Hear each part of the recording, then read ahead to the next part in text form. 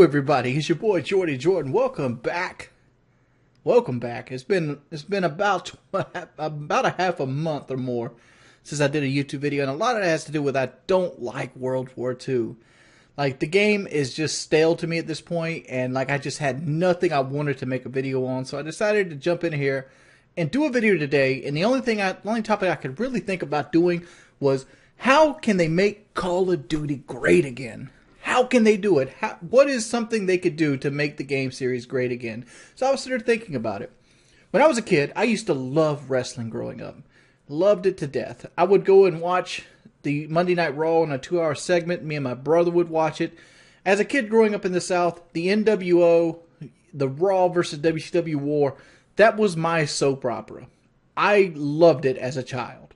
Adored it. I had the NWO boxers. I had Stone Cold t-shirts. Everything about my life was wrestling.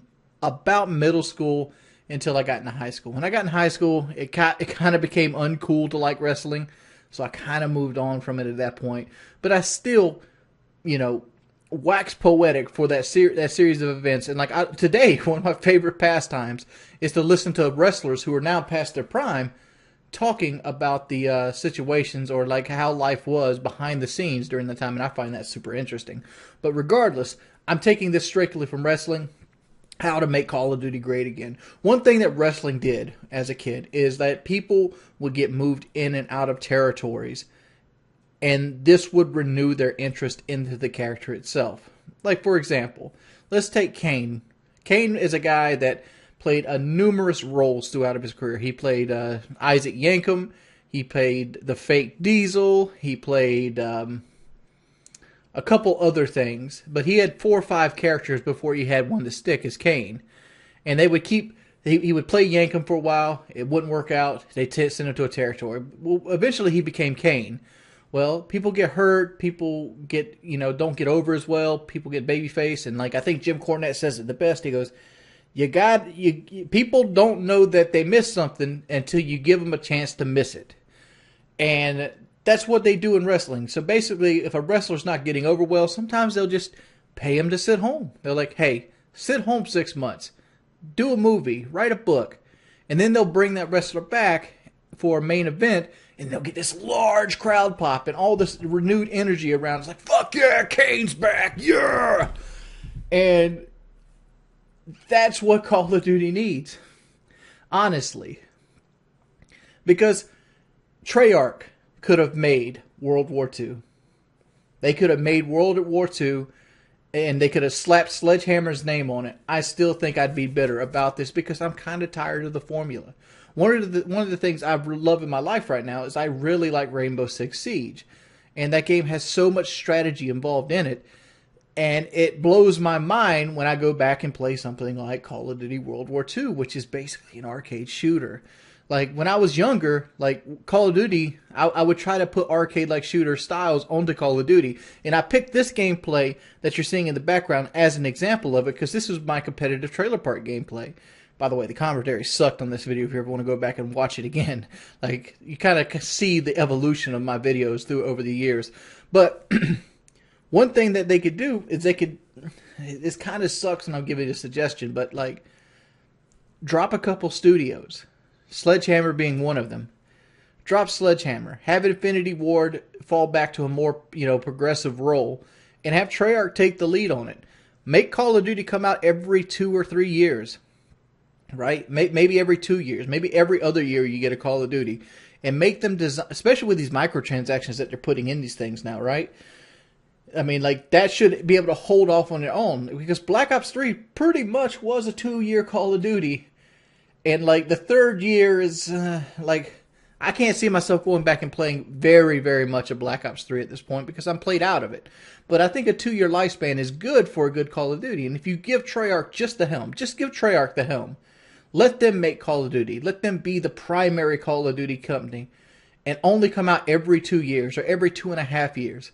And if you want to, you could kind of stagger that with a remake. But the remake doesn't have to be half-assed. The remake could just be something half-assed. Let's remake Modern Warfare 2, all right?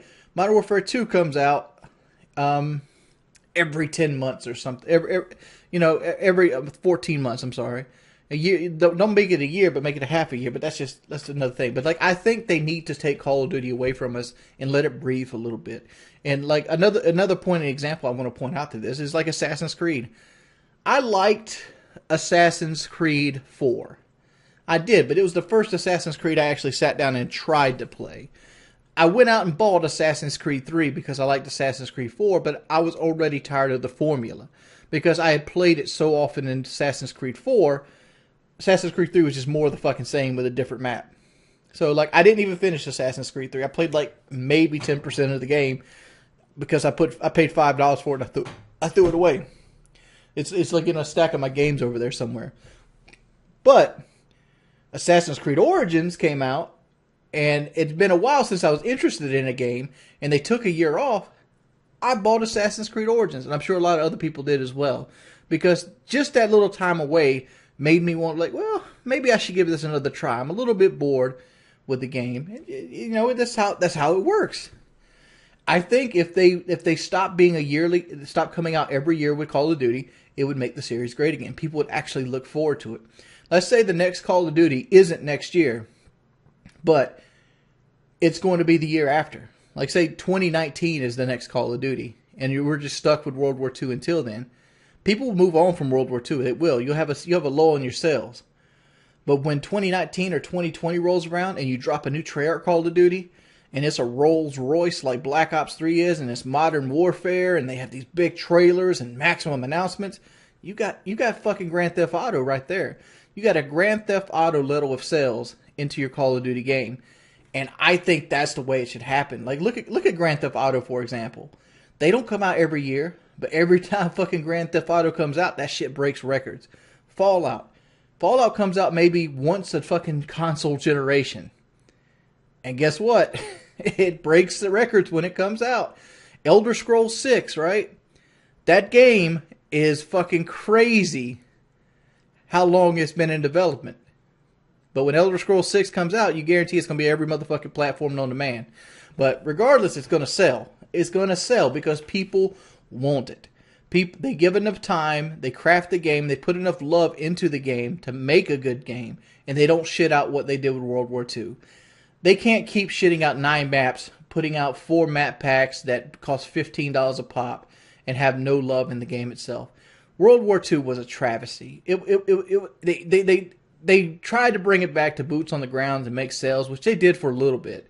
They pulled a lot of people back because of boots on the ground sales, but the game was just not competently developed. 9 maps, aim assist, weapon balance. Like look at an example of like their weapon balance, right? They nerfed the FG42 into the fucking ground. All right, cool, whatever. Then they buffed a shotgun. No, they don't buff the shotguns that need to be buffed. No. They buffed the shotgun that's good. The only shotgun in the game that was usable to begin with, the trench gun or the combat shotgun, they make that better. While there's 2 double barrel shotguns that can't one-shot anybody in the fucking game. And there's also a semi-automatic shotgun that is borderline worthless in core. Why would you do that? Like, honestly, why would you do that? Why on earth do you make a Call of Duty where the running speed is faster than every other Call of Duty known to man, and then couple that with one of the slowest regeneration health times I've ever seen in a Call of Duty game? You know how many times I've died waiting on my health to regen? It's fucking stupid. How do you make Call of Duty great again? You take a fucking break from it. You honestly do. Not you personally, but the system. Take a year. Take 2 years off. And then come back with a good, polished product that had a lot of thought brought into it. And Call of Duty will be great again. And that's the only way I can see it happening. Because they continue on this microtransaction every year shit. It's going to be shameful, man. That's what it is. It's terrible. Like, it's just a terrible experience right now. Big ups.